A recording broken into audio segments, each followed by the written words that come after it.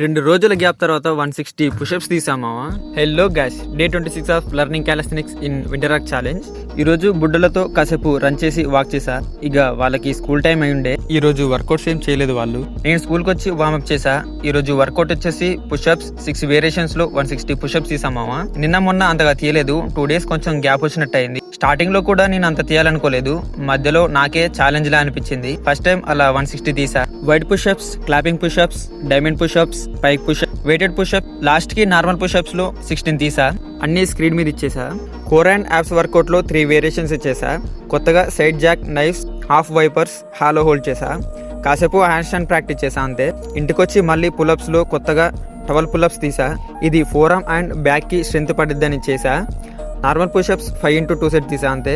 Workouts అన్ని అయ్యాక post workout లో స్ప్రౌట్స్ అండ్ ఒక ఆపిల్ తీసుకున్నా. సో ఈ రోజుకింతే, మళ్ళీ రేపు కలుసుకుందాం. Bye guys.